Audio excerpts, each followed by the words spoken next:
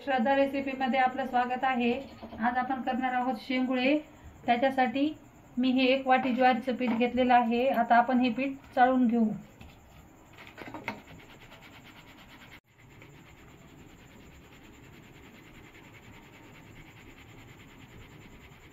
आपलं ज्वारीचं पीठ चाळून झालेलं आहे।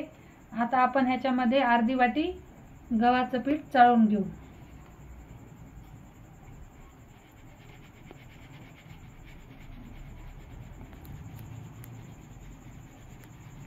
आपलं गव्हाचं पीठ चाळून झालेलं आहे। आता आपण त्याच्यामध्ये अर्धी वाटीपेक्षा थोडं जास्त बेसन पीठ घेऊया। बेसन पीठ मी आधीच चाळलेलं आहे, त्यामुळे मी हे पीठ तसंच टाकलं आहे। आता आपण हे एकत्र कालून घेऊ। आपले पीठ चाळून झालेले आहेत, एकत्र करून घेतले आहेत। आता त्याच्यासाठी लागणार शेंगुळ्यासाठी लागणारं साहित्य आहे 10 ते 15 हिरव्या मिरच्या, कोथिंबीर, लसूण, 1 चमचा जिरे, चवीनुसार मीठ, थोडी हळद आणि मोहरी। चला आता आपण रेसिपीला सुरुवात करू। आता मिक्सरच्या भांड्यामध्ये आपण ह्या मिरच्या टाकू।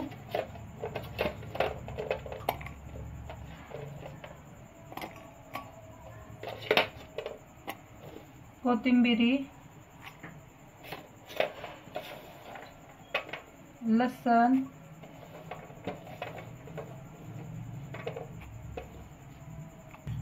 जिरे, चवीनुसार मीठ। आता आपण हे सर्व साहित्य मिक्सरला बारीक करून घेऊ। आपलं वाटण मिक्सरला बारीक करून झालेलं आहे। आता आपण हे पिठामध्ये कालून घेऊ। आता आपण हे वाटण पिठामध्ये टाकून घेऊ। आता आपण ह्याच्यामध्ये अर्धा चमचा हळद टाकू। मी आधी वाटणामध्ये मीठ टाकलं होतं, त्यामुळे मी आता ह्याच्यात मीठ टाकणार नाहीये। आता ह्याला व्यवस्थित आपण कालून घेऊ।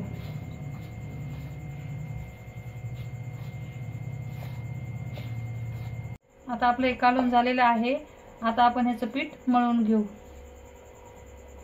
थोडं थोडं पाणी टाकून घट्ट सरून तिंबायचं आहे। एकदम पाणी टाकायचं नाही आहे, लागेल तसं पाणी टाकायचं आहे। उन्हाळ्याचे शेंगुळे खायला भारी लागतात गरम गरम। आपलं पीठ मळून झालेलं आहे, तुम्ही पाहू शकता किती घट्ट पीठ तिंबलेलं आहे ते। आता आपण ह्याचे शेंगुळे करून घेऊ। त्याआधी आपण शेंगुळ्याला फोडणी घालू। मी एक पातेलं ठेवलेलं आहे, ते तापलं आहे। आता आपण त्याच्यामध्ये तेल टाकू। आता आपण ह्याच्यामध्ये 1 चमचा मोहऱ्या टाकू।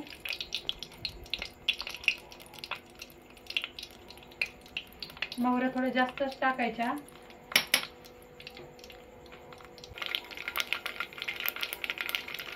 आपल्या मोहऱ्या चांगल्या तडतड फुटलेल्या आहेत। आता आपण त्याच्यामध्ये हे जिरे टाकू। जिरे चांगले फुलले की आपण त्याच्यामध्ये 1 तांब्या भरून पाणी टाकू।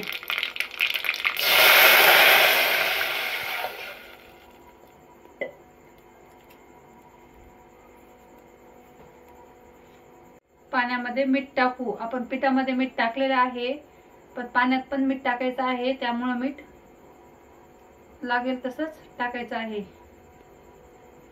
आता आपण पाण्याला उकळी येईपर्यंत हे पाणी झाकून ठेवू। आपल्या पाण्याला उकळी येईपर्यंत याचे शेंगुळे करून घेऊ। थोडा उंडा घ्यायचा, हातावरती असं गोल गोल वळायचं आणि असं गोल करून चिटकून घ्यायचं।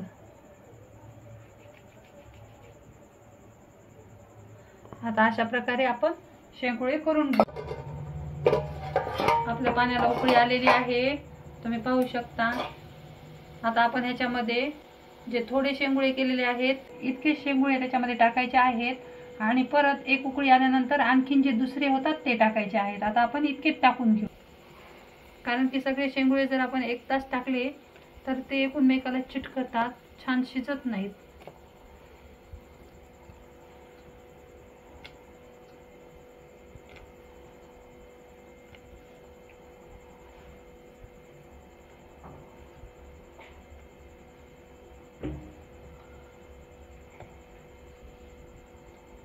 आता आपले शेंगुळे टाकून झालेले आहेत। आता आपण गॅस हा मंद आचेवर ठेवायचा आहे। आणि ह्याच्यावरती झाकून ठेवायचं आहे. ह्याला परत एक उकळी येऊ द्यायची आहे. तोपर्यंत आपण राहिलेल्या पिठाचे दुसरे शेंगुळे करून घेऊ. माझे दुसरे शेंगुळे करून तयार आहेत. आता आपण हे पहिल्या आदनातल्या ह्याच्यात हे टाकून देऊ. पहिल्या शेंगुळ्याला किती छान उकळी आली आहे. आता आपण त्याच्यामध्ये दुसरे टाकून घेऊ.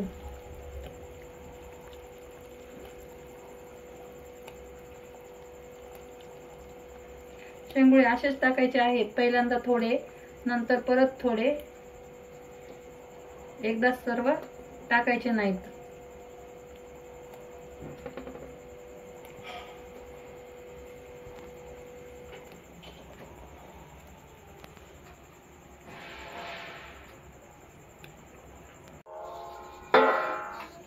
आपले सगळे शेंगुळे करून झालेले आहेत, तुम्ही पाहू शकता. आता आपण थोडंसं जे पिठाचा उंडा उरलेला आहे ते एका ताटात घेऊ. हा उंडा मी मुद्दामून ठेवलेला आहे.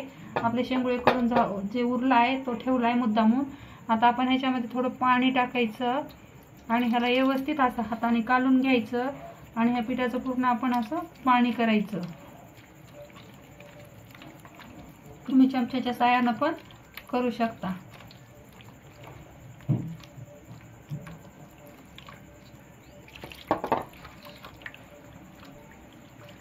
हे अर्धा गिलासापेक्षा बी जास्त पाणी टाकलेलं आहे. आणि आता आपण हे पाणी सगळं ह्याच्यातले हे गोळे फोडायचे आहेत पिठाचे.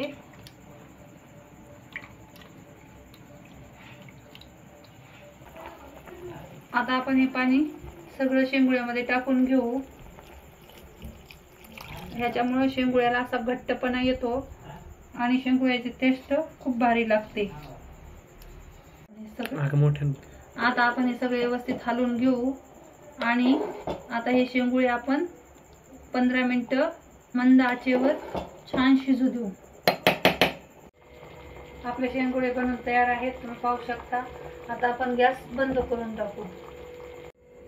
आपले शेंगुळे बनवून तयार आहेत. तुम्हाला जर माझा व्हिडिओ आवडला असेल तर माझ्या व्हिडिओला लाईक करा, शेअर करा आणि माझ्या चॅनलला सबस्क्राईब करा.